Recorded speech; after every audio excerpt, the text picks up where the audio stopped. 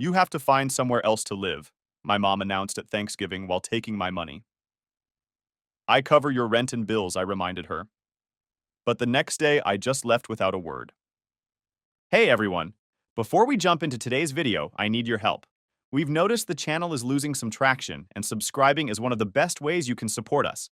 It's quick, free, and it helps us keep bringing you awesome content. Your support means the world. Let's keep this channel growing together. Thanks so much. Now let's start the video. So, I never thought I'd be posting my personal drama on Reddit, but here we are. Throwaway account for obvious reasons. This is kind of long, but I promise it's worth the read. So I, 27 male, and up until a few months ago, I was basically an ATM machine for my entire family. Not a role I signed up for, but somehow I ended up trapped in this situation for years, and I finally hit my breaking point last Thanksgiving. Some backstory. I grew up in a lower middle-class neighborhood in Ohio. Nothing fancy, just a regular three-bedroom ranch house in the suburbs. Dad worked as a truck driver, usually gone 4 to 5 days a week on long hauls. Mom had a part-time gig at an insurance office doing admin work. We weren't poor enough to qualify for assistance, but we definitely had to watch our spending. No new clothes until the old ones had holes, no eating out unless it was someone's birthday, that kind of thing. I have an older brother, Ethan, 30 male, who was the golden child, baseball star in high school, who peaked at 18 and never accomplished much after that. He got a partial scholarship to a state college, but dropped out after 2 semesters because the professors were out to get him. Then there's my little sister Megan, 19 female, the baby of the family who somehow gets whatever she wants despite our supposedly tight finances. I was always the responsible one, got decent grades, held down part-time jobs since I was 16, went to community college for IT because it was what we could afford. I wasn't exceptional at anything, but I was reliable. Maybe that was my first mistake. Everything changed dramatically when Dad hurt his back in a loading accident 4 years ago. He was helping unload his truck when something slipped, and boom, 2 herniated discs. He claimed he was waiting for a workers' comp settlement that never seemed to actually materialize. There was always some excuse. Paperwork issues, lawyer problems, insurance company delays. I had just landed a decent IT job after finishing my associate's degree, making about $68,000 a year. Not amazing money, but decent for someone my age in our area. When Dad's injury happened, I still lived at home, saving for my own place. I was paying $500 a month in rent to my parents, which seemed fair. At first, I just chipped in a bit extra here and there, grabbed groceries when the fridge was empty, covered the electric bill when Mom mentioned it was overdue. Totally normal stuff that any decent son would do when his family hits a rough patch, right? But soon it morphed into something else entirely. Jake, the mortgage is due and we're short this month. Jake, the car payment is 3 days late. We need $420 by tomorrow. Jake, Megan needs a new laptop for school.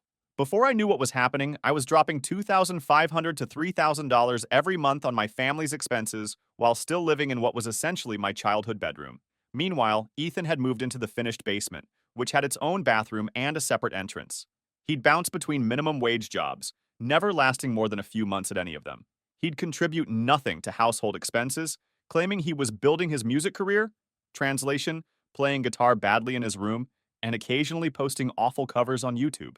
Mom and Dad never pressed him on it, just like they never commented on the weed smell constantly drifting up from the basement. Fast forward to this past Thanksgiving. We're all sitting around the table. Mom made the whole spread. Turkey, stuffing, mashed potatoes, the works. I had paid for all of it, of course, including the fancy organic turkey Mom insisted on getting. $85 for a bird. Are you kidding me? Dad was watching football on his phone between bites. Ethan was texting someone and ignoring everyone. And Megan was posting Instagram stories of the food I'd paid for with captions like blessed and family time. I was exhausted from a brutal week at work where I'd pulled 3 late nights fixing a server issue. All I wanted was to enjoy a meal I'd financed and maybe feel appreciated for once. That's when it happened. As I was reaching for another roll, Dad cleared his throat and announced, "Jake's been living here rent-free for too long now." I nearly choked. "Excuse me?" Mom nodded, like this bullshit had been rehearsed. "We've been talking about this, honey. You're 27 now. It's time for you to get your own place and start living like an adult." I put down my fork before I stabbed someone with it. "What are you talking about? I pay rent. I've been paying rent." "Well, yes," Mom said.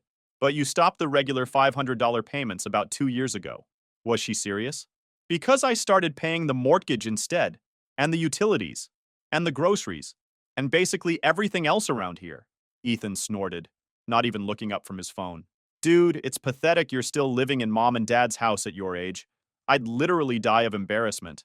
This coming from the unemployed 30-year-old who hadn't contributed a dime to household expenses in his entire adult life. The basement comment was especially rich since he occupied the finished basement with its own mini fridge and TV setup, while I was in my old 10 by 12 bedroom, with the same furniture I'd had since middle school. I pay to live here, I said, my voice getting louder. I pay more than what living here is worth.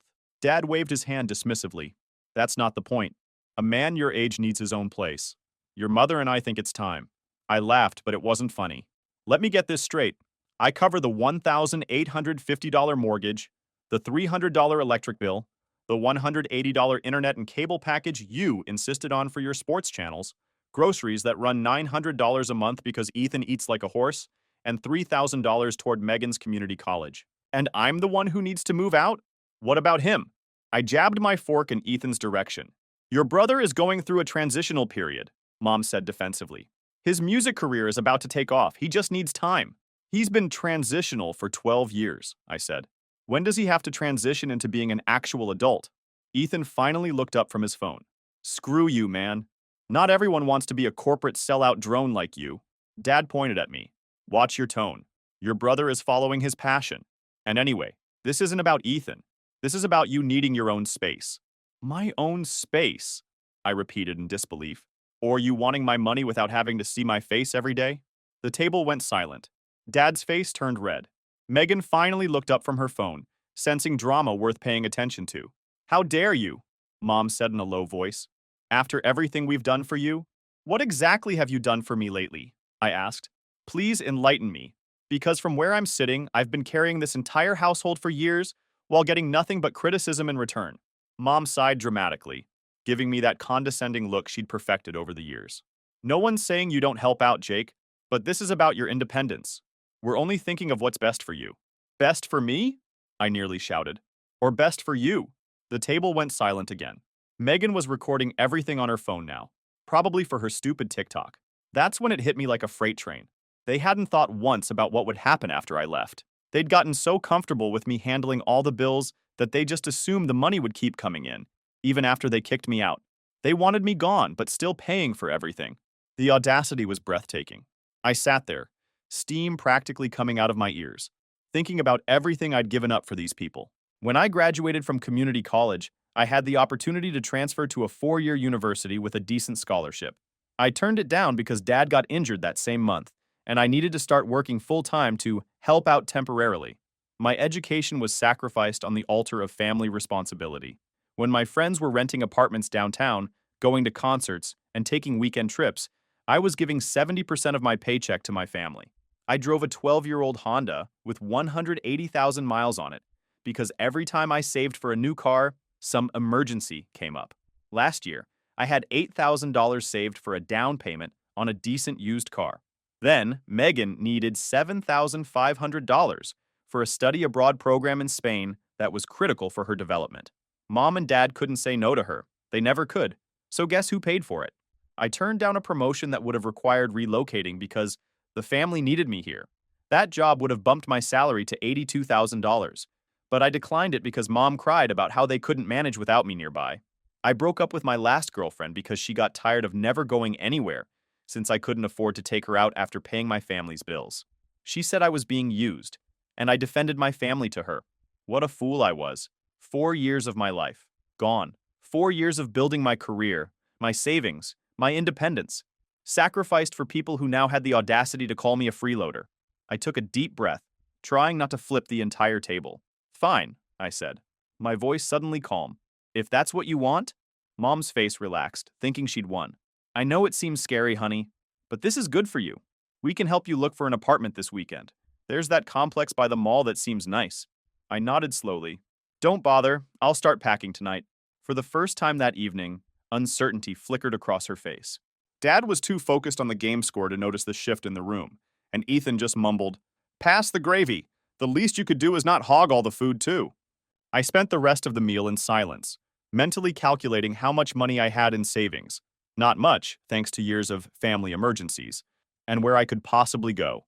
The irony wasn't lost on me. They wanted me to move out, but because of them, I barely had enough for a security deposit on an apartment. After dinner, Mom tried to corner me in the kitchen. Jake, honey, don't be so dramatic. We can talk about a timeline that works for everyone. A timeline that works for everyone? I repeated. You mean a timeline that ensures you still get my money for as long as possible? She had the decency to look embarrassed, at least. That's not what I meant. It's just a big change, and we should plan it properly. Oh, I'll plan it properly, I said. Don't worry about that. I barely slept that night. I just laid there, staring at the ceiling. A lifetime of being the responsible one, while being treated like crap playing through my head on repeat. The next morning, I got up early. Not because I planned to, but because anger and resentment make for excellent alarm clocks. I dug out my duffel bags and started throwing in clothes, electronics, important paperwork. I didn't have much furniture. The bed, desk, and dresser in my room all belonged to the house, according to my parents. Even though I'd actually bought the desk myself when I started working remotely twice a week. I started calculating costs in my head. First and last month's rent somewhere would be at least $2,000. Security deposit, another $1,000. Moving costs, setting up utilities, basic furniture. I had about $4,300 in savings, which wasn't much after 4 years of working a decent job. That's what happens when you're supporting 5 people on one income. Around 11 a.m., Megan appeared in my doorway, still in her pajamas despite it being almost noon. She was scrolling through her phone but looking at me periodically from the corner of her eye. "You're seriously leaving?" she asked, trying to sound casual but failing. I zipped up a bag with more force than necessary. That's what they wanted. She leaned against the doorframe. "Mom said you'd get over it by morning." I let out a bitter laugh. Of course she did. She thinks I'm just throwing a temper tantrum. I mean, kind of. You were pretty dramatic at dinner. She continued scrolling through her phone as she spoke, not even bothering to look at me. Dramatic? Are you kidding me? I stopped packing and faced her. "Megan, do you have any idea how much money I've put into this household? How much I've sacrificed?" She shrugged. "I know you help out sometimes." "Sometimes? I pay for everything, including your college, by the way. That $3,000 per semester doesn't appear out of thin air." She finally looked up from her phone, her expression a mix of confusion and dawning realization. "Wait, I thought Mom and Dad were paying for my classes." "Nope, that's all me. Just like the trip to Spain last summer. Just like the new iPhone you got for your birthday. Just like everything else around here." She stood there awkwardly for a minute. I almost felt bad for her. Almost. She was still a teenager, trapped in this toxic household. But then I remembered how she'd maxed out the credit card I'd foolishly added her to as an authorized user for emergencies only, buying $600 worth of clothes online. When I confronted her, she just shrugged and said, "You can afford it. But if you leave, how will they pay for everything?" she asked, and I could see the gears turning in her head. If I wasn't paying for her college anymore, what would happen to her? "That's a great question," I said. "Maybe ask Ethan to contribute for once. Or Dad could try actually following up on that workers' comp claim he's been talking about for 4 years. Or Mom could work full-time instead of part-time. Lots of options that don't involve exploiting me." You're being so selfish," she said, her voice hardening. "Family is supposed to help each other." And there it was, the family mantra that had been used to manipulate me for years. Family goes both ways, Megan. It's not one person giving everything while everyone else takes. That's not family. That's parasitism. Her eyes widened, and for a second, I thought I might have gotten through to her. But then she just scoffed, turned around, and walked away, tapping furiously on her phone, probably texting her friends about what a jerk her brother was being. I went back to packing, feeling a strange mix of anger, relief, and fear. I had no idea where I was going or how I was going to afford it, but I knew one thing for certain: I wasn't staying here another day. By noon, I had most of my stuff packed into bags and boxes. I made multiple trips carrying things out to my car, and not once did anyone offer to help. Ethan was still asleep in the basement. Mom was too upset to come out of her room. Dad was in the garage looking for something, which was his code for avoiding confrontation. On my last trip down the stairs with a box of books, Mom finally emerged from her bedroom, makeup perfectly applied despite her emotional distress. Her eyes went to my box, and her expression changed from practiced sadness to alarm. "Wait, you're actually leaving? Right now?" I stared at her. "Isn't that what last night was about?" She frowned. "Well, yes, but I thought we'd have time to, make arrangements." "I've made my arrangements," I lied. I had some money saved. Not much, but enough for a security deposit somewhere. I had a buddy who'd let me crash for a few days if needed. I'd figure it out. I pushed past her and headed for the front door. Just as I was about to step outside, Dad came in from the garage, hands surprisingly clean for someone who claimed to be rummaging around in there. "So you're really doing this, huh? Running away when things get tough?" he said, crossing his arms. I ignored him, balancing the box while trying to open the door. "Jake," Mom said, her voice taking on that fake sweet tone that always preceded a demand, "before you go storming off, we need to discuss the household expenses." I turned back slowly. "What about them?" She spoke as if explaining something to a child. "Well, obviously we understand you're moving out, but we still need your help with the mortgage and utilities. You've been handling those for so long, and we just can't manage everything overnight. We thought you could send around $2,000 a month until we get things figured out." I stared at her in disbelief. "Are you serious right now?" She looked genuinely surprised at my response. "There's no need for that tone. This is a reasonable request. We're your family." Dad stepped closer. "After everything we've done for you, this is how you repay us? By leaving us high and dry? What kind of son does that make you?" That's when Ethan finally made his appearance, shuffling up from the basement in sweatpants and a stained t-shirt. "What's with all the noise? Some of us are trying to sleep." It was 12:30 p.m. on a Friday. "Jake thinks he's too good for this family now," Dad said, shaking his head. "Gonna leave us to fend for ourselves while he goes and plays big shot." Ethan looked at me with contempt. "Dude, that's cold. Mom and Dad gave you everything." I set the box down, afraid I might throw it at someone. "They gave me nothing.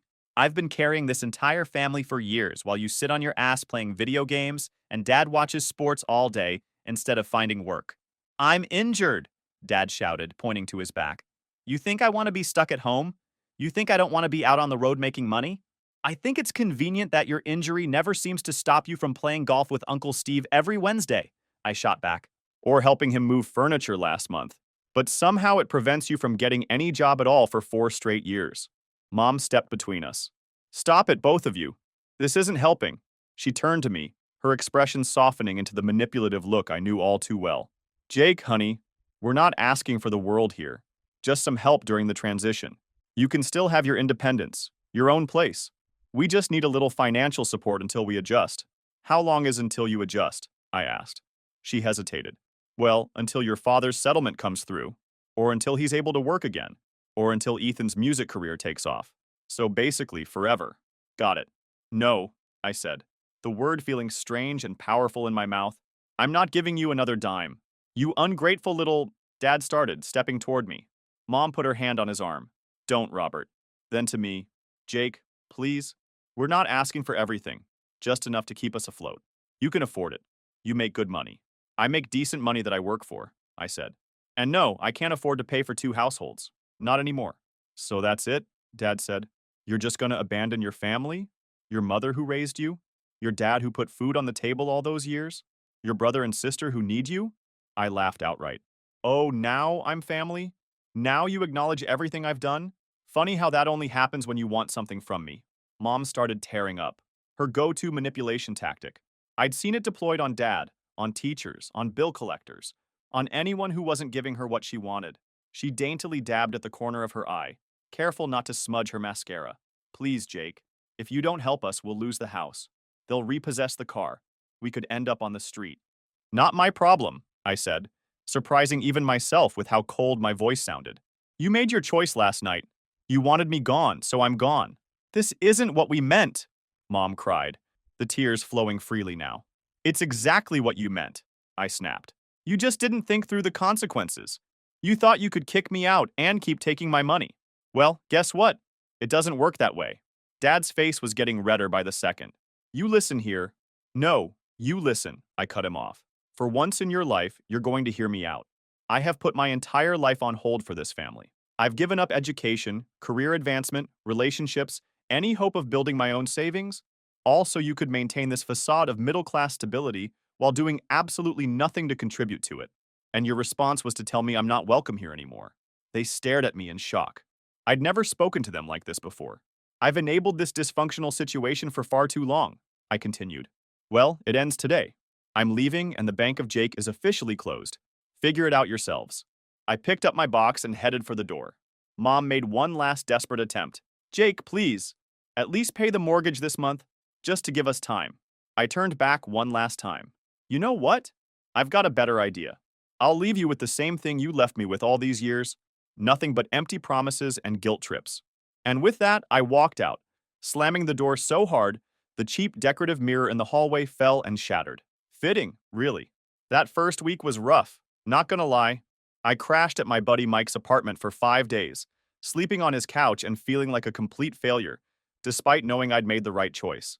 Mike was cool about it. He'd met my family a few times and always said they treated me like crap. But I still felt like I was imposing. I spent every waking hour apartment hunting and budgeting. It was shocking to realize how much more affordable life could be when I was only paying for myself. Eventually, I found a studio I could afford about 30 minutes from work. It was small, just 480 square feet, with a kitchenette and a bathroom where you could practically shower while sitting on the toilet. But it was mine. No one asking for money, no one guilting me into paying for stuff that wasn't my responsibility. The first month, I turned off notifications for my family's numbers. The calls and texts were nonstop. The mortgage is due. The electric company sent a final notice. Dad needs his medication, each one more desperate than the last. I finally looked at them all one night after a particularly rough day at work. There were 47 texts and 23 missed calls over a 2-week period. The tone evolved from angry, "You're abandoning your family," to guilt-tripping, "Mom cried all night," to desperate, "They're going to shut off the water," to threatening, "You'll regret this when you have no family left." I blocked their numbers after that. I needed to focus on rebuilding my own life, not continuing to be emotionally manipulated from afar. After a while, the attempts to contact me stopped. I figured they'd found another solution. Maybe Ethan finally got a job, or Dad's workers' comp came through, or they'd found another relative to leech off of. Then, about 2 months after I'd left, I ran into my old neighbor, Mrs. Wilson, at the grocery store. "Jake, I haven't seen you in ages. How are you?" We chatted for a minute before she dropped the bomb. "Your family's having quite a rough time from what I hear. The bank put a foreclosure notice on the house last week." I nodded, feeling a weird mix of guilt and satisfaction. "Is that so?" "Oh yes," she continued, apparently not noticing my lack of surprise. "Your mother's been telling everyone at church that you abandoned them. But between you and me, I always thought it was strange how you seem to be the only one working in that house. Your brother's car hasn't moved in weeks? I think it got repossessed. I saw your parents at the dollar store buying ramen and mac and cheese in bulk. I felt a twinge of sympathy, especially for Megan, but then hardened my heart. They had made their bed, and now they were lying in it. When I got home, curiosity got the better of me, and I unblocked their numbers to check if there were any new messages. There were dozens from every member of my family, each more desperate than the last. From Dad, "The bank's taking the house. This is on you. How can you sleep at night knowing your family is being thrown out on the street?" From Mom, "Please, Jake, we're begging you. We need $3,200 by Friday, or we'll be evicted. I know we've made mistakes, but please don't punish your sister for our errors." From Ethan, "You're dead to me, bro. Mom cries every night. Dad's back is worse from the stress. Hope you're happy in your fancy apartment while we're suffering." From Megan, "I had to drop out of college because we can't afford it. Thanks a lot. My entire future is ruined because you're being selfish." Each message was designed to hit me where it hurt, to trigger that lifetime of conditioning that said, family comes first, that I was responsible for everyone else's well-being. But something had changed in me. I could see the manipulation now, plain as day. I didn't respond to any of them. But the crown jewel came 3 months after I'd left, when Dad showed up at my apartment. I have no idea how he found my address, probably through a mutual acquaintance or by following me from work. I opened the door to find him standing there, looking like hell. He'd lost weight, his clothes were wrinkled, and he had dark circles under his eyes. "Jake," he said, his voice hoarse. "Can I come in?" I crossed my arms, blocking the entrance. "Why?" "To talk, man to man." Against my better judgment, I stepped aside. He walked in, eyes darting around my small but clean apartment, taking in the modest furnishings I'd managed to acquire. A futon that doubled as my bed, a small dining table with 2 chairs, a TV stand with a 32-inch TV I'd found on sale. "Nice place," he mumbled, but I could hear the judgment in his voice. To him, this was probably pathetic compared to the 2,200-square-foot house they were about to lose. The house I had been paying for. "What do you want, Dad?" He collapsed onto my futon without being invited. "We're screwed, son. Completely screwed. The bank's taking the house next week. Your mother's a mess. She's lost 15 pounds and had to start taking anxiety medication. Ethan's girlfriend kicked him out when he couldn't pay his share of her rent, so he's been sleeping in his car. Megan had to move in with her friend's family because we can't afford to feed her anymore. I didn't respond. I just stood there, waiting for him to get to the real reason for his visit. I know we made a mistake, he continued, his voice softening. We didn't appreciate what you were doing for us. We took advantage. I can see that now. Your mother and I have talked about it a lot. We were wrong to treat you that way. I almost believed him until he got to the real reason for his visit. I'm here to make things right, he said, leaning forward. If you come back, things will be different. We'll respect you more. We'll appreciate everything you do. You want me to move back in? Well, yes, and help with the finances again, just until we get back on our feet. I started laughing. I couldn't help it. What's so funny? He demanded. You haven't learned a fucking thing, have you? You're not sorry for how you treated me. You're sorry you lost your meal ticket. His face hardened. Look at what you've done to this family. I didn't do anything to this family. You did. You and Mom and Ethan with your endless entitlement. I just stopped enabling it. So you're just going to let us become homeless? He shouted. What kind of monster are you? That's when I decided to really twist the knife. Actually, I said, pulling out my phone, I've got something to show you. I opened my banking app and turned the screen toward him. The balance showed $42,836.45. His eyes widened. What the? That's what I've managed to save in just 3 months of not supporting you people, I said. 3 months. That's how much money you were bleeding from me. So you do have the money, he exclaimed. You can save the house. I put my phone away. I can, but I won't, because you don't deserve it. Jake, I've been thinking a lot about what happened, I cut him off. And I realized something. You never wanted me to move out because you thought it was time or because it would be good for me. You wanted me out because you were embarrassed that your younger son was the provider. It hurt your ego that I was the man of the house in every way that counted. His face went red. That's not. It is. And you know what? It's not my job to save you from your own bad decisions anymore. I'm keeping my money. I'm building my life. And watching you finally face consequences is the best revenge I could have asked for. I stood up and walked to the door, opening it wide. Get out! He got up slowly, defeat evident in every movement. Your mother will be devastated. She'll survive. And if she doesn't, well, that's not my problem either. As he shuffled past me, he stopped for one last attempt. We're family, Jake. Blood. I looked him dead in the eyes. Not anymore. I slammed the door behind him and felt something I hadn't felt in years. Peace. Complete and total fucking peace. It's been 6 months now. I heard through the grapevine that they lost the house and had to move into a crappy 2-bedroom apartment in the bad part of town. Dad finally got a job at a gas station, working the register. Guess his back miraculously healed when actual homelessness was on the line. Mom's working full-time at the insurance office now. Ethan had to take a job at a warehouse, loading trucks. Ironic, given Dad's injury. Megan's working at McDonald's instead of going to college. Meanwhile, I got that promotion I turned down years ago. My boss actually sought me out, saying they still needed someone with my skills, and would I reconsider relocating? I'm making $88,000 now, with better benefits. I bought a decent used Mazda. I started dating again. Nothing serious yet, but it's nice to go out for dinner without worrying about whether I'll have enough left over to pay someone else's credit card bill. I'm taking a vacation to Colorado next month, my first actual vacation in years. I'm going to hike in the mountains, try some local craft beers, and not think about my family at all. Sometimes I feel a twinge of guilt, especially about Megan. She's young, and a lot of her entitled attitude was learned from watching our parents. But then I remember how none of them ever showed an ounce of appreciation for what I did, how they treated me like an ATM instead of a person, and the guilt vanishes. So here's my question to you, Reddit. Was I the asshole for cutting them off completely? Or did they get exactly what they deserved? Edit. Holy shit. This blew up overnight. Thanks for all the awards and comments. To answer some common questions. 1. Yes, I've considered helping Megan with college if she reaches out and apologizes, but so far she's just sent nasty texts blaming me for destroying the family. 2. No, I don't miss them. Not even a little. 3. For those saying I should have given them transition time, they had 4 years of me supporting them. That was their transition time. Some of you have asked about my dad's injury. Yes, it was real initially, but he definitely milked it far beyond what was necessary.